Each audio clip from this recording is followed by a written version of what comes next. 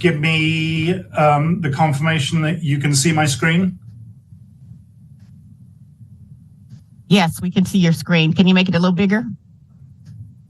I don't know how. Let's see if I can.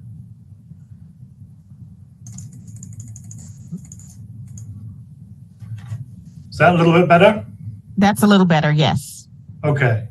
So this is just the report, which I suspect you all have, and I'm just going to run it through, through it with you, just to give you a sense of my thoughts when I saw these results.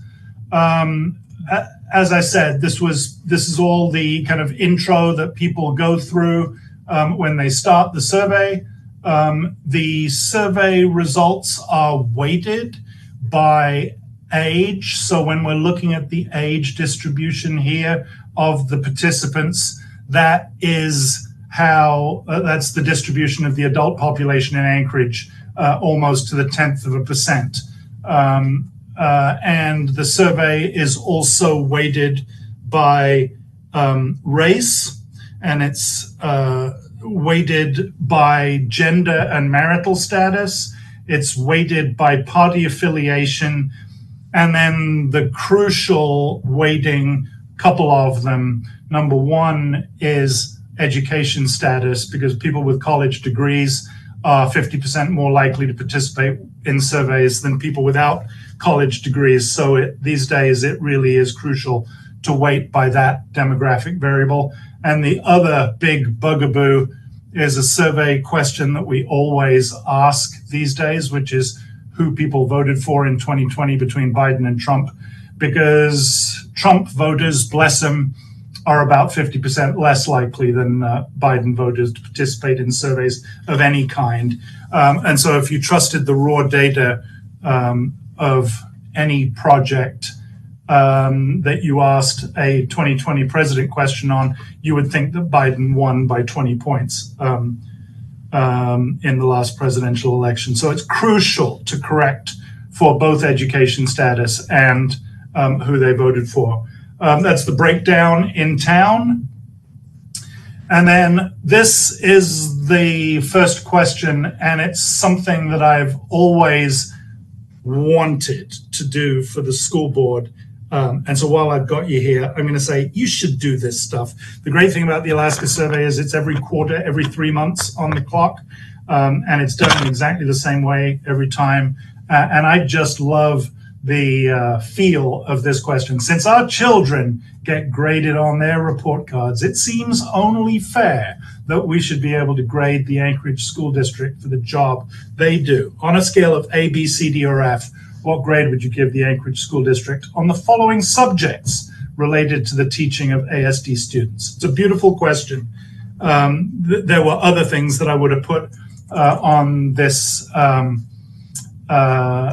battery, but here are your grades. And the mean here is calculated just like a GPA on a 0 to 4 scale, where a 4 is an A and a 0 is an F. And so the highest grade with a GPA of 2.65, 18% A's, 35% B's, you've got having caring teachers, professional teachers, and staff. Then it takes a drop down to 2.25, teaching reading and literacy. And then everything else kind of starts to get down towards a C average, teaching healthy lifestyles, wellness, and physical education. Going down onto the next page, 2.08, teaching computer science, 2.01, teaching health science, nutrition, anatomy, and physiology. Then we dip down below 2. So this is the under an average of C, teaching design, engineering, mechanical, and construction skills, overall ASD grade of 1.94, communicating with the community about school district and school board actions, teaching interpersonal communications and customer service skills, we're down to 1.8 here, teaching business leadership and social responsibility, 1.74. Then teaching financial literacy and math is bringing up the rear, so to speak, with an average of 1.69.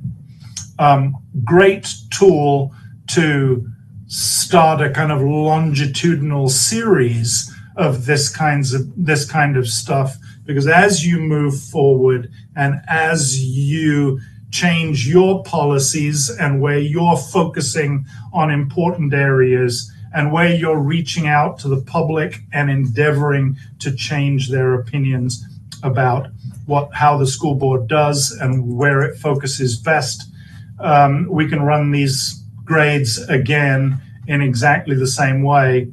And the great thing about online, of course, is that it completely removes interviewer bias as a way of the results kind of not being consistent quarter to quarter. Really, the kind of the trends that we've done have been really good in that regard. Very little noise between measures. Think about the job the Anchorage School District is doing, preparing students to enter the workforce, and indicate your level of agreement with the following statements: strongly agree, mildly disagree, strongly disagree, and no opinion. Students need more real-world skills by the time they graduate, such as basic finance and time management. You can see the distribution here. It's absurdly lopsided.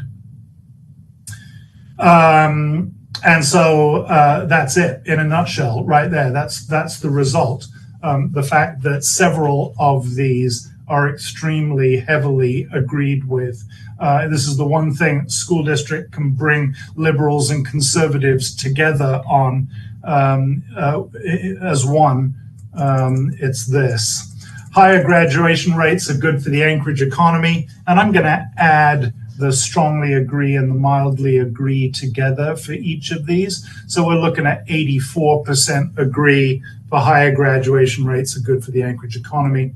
Having real-world skills like basic finance and time management is one of the most important things high school students need. That's 86%. And these are going in, you notice, descending order of the strongly agrees, just to order them from the most agreed with down to the least agreed with. Being able to earn college credits in high school may enable more students to earn a degree later. That's 85% agree. High school training programs in fields like aviation, education, and medical would help address workforce shortages in Alaska. That's 89% agree. Having the ability to keep up with high-tech skills in the modern world is one of the most important things facing students of today. 86% agree. We will be relying on today's students to find innovative solutions to address coming climate challenges. That drops down to a 66% agree, because you've suddenly got a 23% disagree from people who don't think climate change is a thing. Training students to fill jobs with businesses in Alaska should be a priority for the school district. 73% agree. The Anchorage economy is suffering because we don't have enough workers. 66% agree. And all the time the agree is dropping. The disagree is edging up. Here it's 27%. The Anchorage School District is a source of workers to fill jobs here. 64% agree. Earning a 4-year degree is more important now than in the past. Okay, we've flipped to now most people disagree. 52% disagree that earning a 4-year degree is more important now. And then Anchorage students are being trained to fill jobs with businesses and industry in Alaska right now.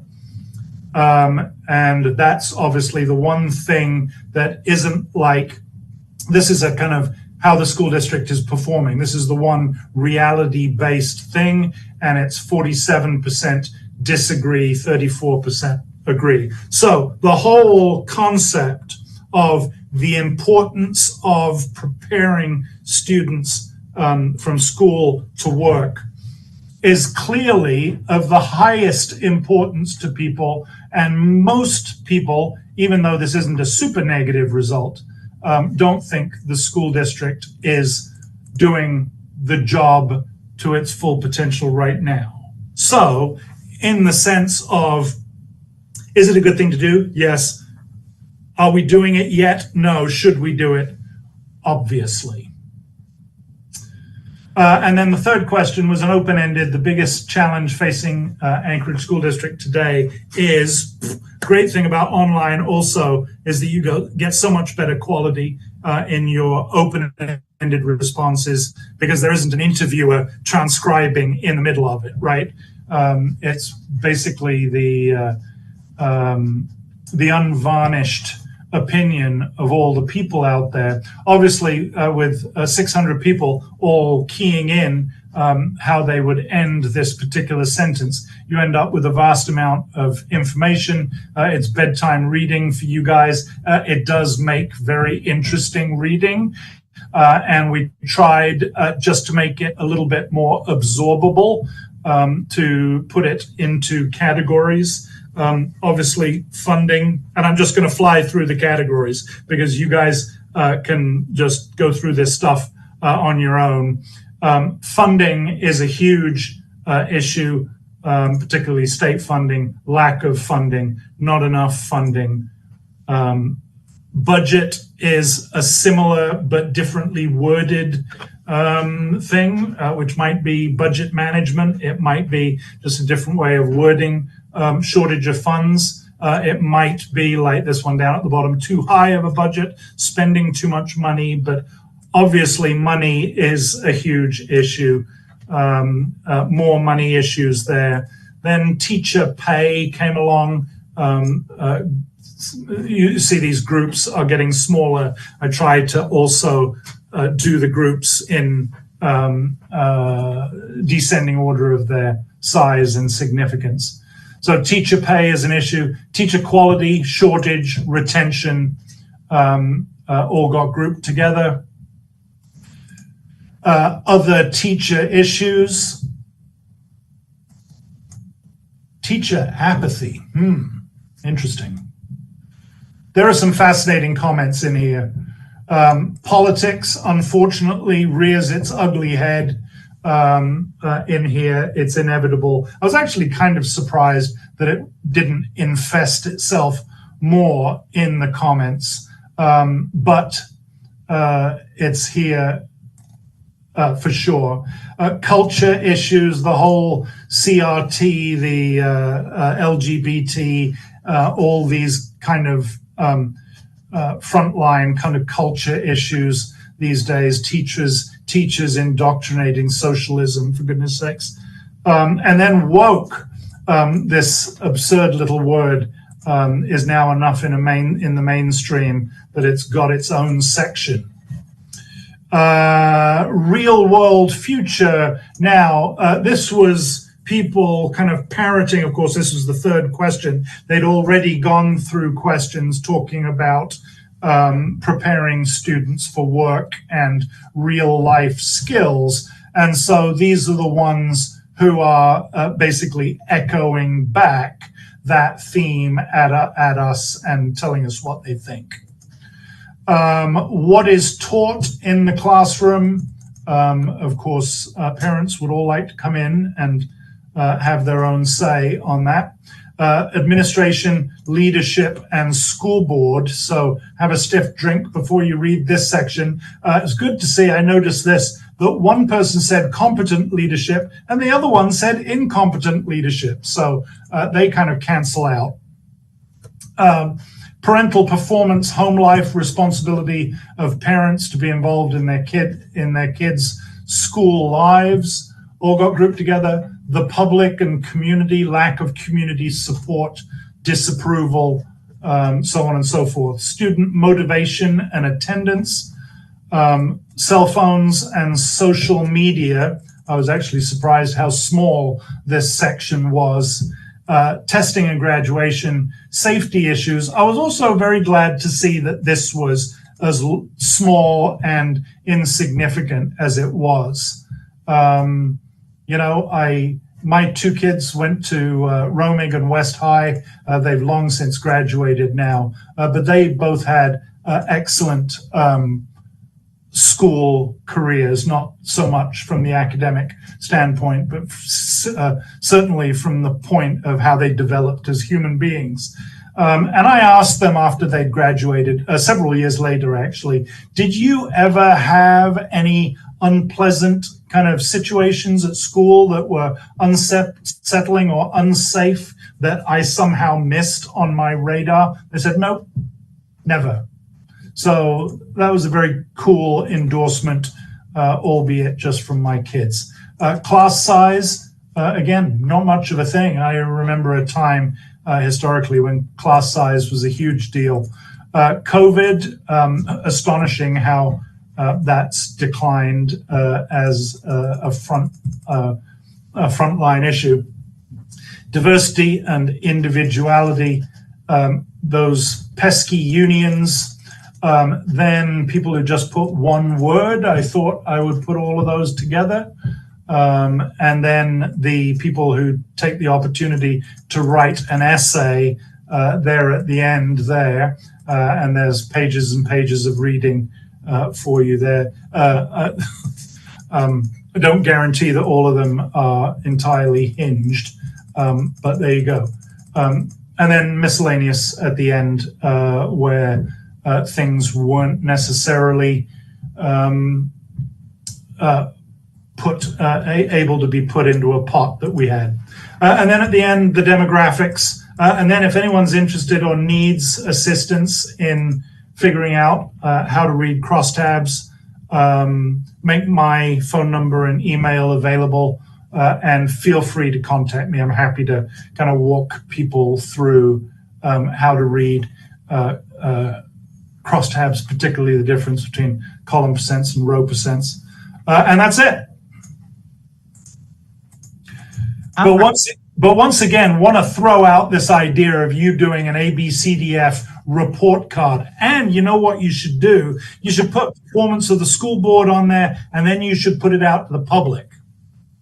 You should press release the results and say, this is how parents grade us. And just the process of doing that will improve your numbers, because it's all accountability and transparency and all of that. So I'll stop now. Happy to take questions. Absolutely. Thank you, Ivan. Questions? Yes. I see Member Higgins has his mic on. Hello, Ivan. Been a while. Hey there, Pat. How are you? Pretty good. Let me ask you, you've been doing this since 2010 with this particular survey. What is there anything in here that surprises you because of the trend that takes place over that period of time, going up, down, sideways, whatever else is going on? Anything you notice in there that is a little bit different, or a trend that seems to be moving in one direction or the other? Well, I mean, since we've been doing it in 2010, there's definitely been trends as far as media is concerned. That's completely changed. Back in 2010, when we started, we asked questions about how much people watch TV and how much they listen to the radio and where they tended to get their advertising from. And TV and radio, of course, were dominant, right? Channel 2 News, in those days, you could buy ads on Channel 2 News and reach 70% of the state. Just buying the one outlet, right? Gradually over time, internet ads became much more dominant. TV dropped down. Radio has been a little bit more resistant, but now the media landscape is very much more fractured, and it's a little bit more difficult to measure that stuff. But yeah, that's changed completely. Also, a certain amount of evidence to suggest that the population has become less conservative, a little bit more progressive over time. But that might just be rumor. Do you have a follow-up, Member Higgins? You good? Other questions for Ivan? Yes, Member Holloman. Yes, I'm hoping this is something we repeat periodically just to look for trends. I also notice the question, how many people in the household are 18 or under, comes in at about 40%. And I'm wondering if responses can be broken out by people that actually have school-age children in the house, or perhaps in the future, or even more pointedly, whether or not they've got students in the district. And I don't mean to suggest that if they don't have a child in the district that it doesn't matter, but it does tell us something about how direct their information source is. I often find it very interesting, the things I'm told we do in schools by people that have not been in a school or had a child in a school in over a decade, but they still seem very confidently informed about certain aspects of day-to-day school life. But I think it'd be helpful to be able to look at it in those lanes as well. Thank you.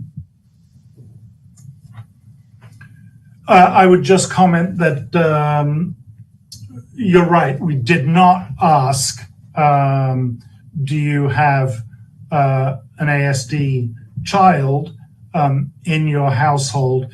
39% of people had a child 18 and under, but out of there comes those families whose children are all under 5 or are educated in private or other non-public schools. And so that 39% will come down to 32, 33, something like that, which is where it should be. Obviously, you'll be able to look at the crosstab of these results by whether they have children in the household. Next time we do it, good point, we should ask those who say that they have children whether any of their children attend ASD schools. Mm-hmm. And then we'd be able to look at those results. It wouldn't be far off the overall child result, though, because they're mostly similar variables. Thank you. Member Lesson. Thank you so much. One question I had is what is your sense of the accuracy of the zip code representation? Are we getting accurate numbers from all parts of the city, or are certain areas overrepresented or underrepresented here? Yeah, I should have mentioned it in the weighting that we do weight according to zip code in town. So right now, I'm looking at the zip result. We've got 12.5% from Eagle River Chugiak, which is an appropriate portion of the 18 plus population. And then the largest group is from East Anchorage, and then you've got South Anchorage. In terms of the raw data, South Anchorage does tend to respond slightly better, and East Anchorage tends to respond somewhat lower. But it's never that far off. No single zip code is ever really 1 or 2 points off where it should be. Really, the ones I described earlier, who their political vote is for, and that's probably why South Anchorage responds a little bit better, a slightly more conservative area, but typically comes in pretty well. The big ones that don't come in well are the president vote and education level of the respondent. Did you have a follow-up? I have you said you used to do the phone, you moved from phone surveys to online. Yeah. Is that a good thing? I mean, was it? It's tremendous, yes. Okay. After 25 years of doing telephone surveys, I got tired of taking calls from people saying that the interviewer had pronounced Murkowski wrong. It was very frustrating because, of course, Murkowski's not a hard name to say, is it? But they clearly had trouble. I just get the sense that the interviewer, not necessarily interviewer bias, but interviewer variation in telephone surveys is the biggest source of error there is. And that's the great thing about online is you bang it out there and it's the same in front of people's eyes for every interview. And so we haven't looked back and really only do telephone surveys anymore if a client insists. Okay, thank you. And My final question just has to do with, I know you advise that we grade ourselves. Any other advice from the data that you would give to the board? I think, I've already tried to sell you on the idea of tracking down the road, but tracking is so important. I mean, it's one thing to do one of these things and be able to say, oh, okay, that's where we are right now. That's the snapshot in time, right? Or at least it was back in April. But it's another thing to then take action on that and then do it again for the salient variables that you're attempting to shift. Well, and that could be next April, right? And we can jump on the Alaska survey again and do exactly the same questions and see where they move to. And part of that measurement of your success is an obligation that you have, I think, rather than making all of this effort without any tangible evidence that you're succeeding or failing. All right. Thank you. Member Jacobs. Yeah, thank you, Madam President. Mr. Moore, appreciate you being here. Appreciate the presentation and the data breakdown. Have you performed a survey on education funding and the public's desire to see that increase in general, or has this kind of been your most significant foray into public opinion on education matters? This is certainly the most recent. I've done stuff going back, to the 90s. I've been in this business too long. But stuff from back there I can't remember anyway. And so, no, nothing recently, really. Appreciate that. Thank you, sir. Mm-hmm. Any other questions or comments? Okay. Not seeing or hearing any. Ivan, we appreciate your time. Thank you so much. You're welcome. Good to see you all. Absolutely. Thank you. Yep. All righty. That concludes our discussion on the education survey, the Northern Compass Group education survey, as conducted by Ivan Moore. We are now, we're just going to adjourn so we can just end the work session. We don't have an executive session today. We do have our appreciation dinner, and we have photos. All right. So we are adjourned.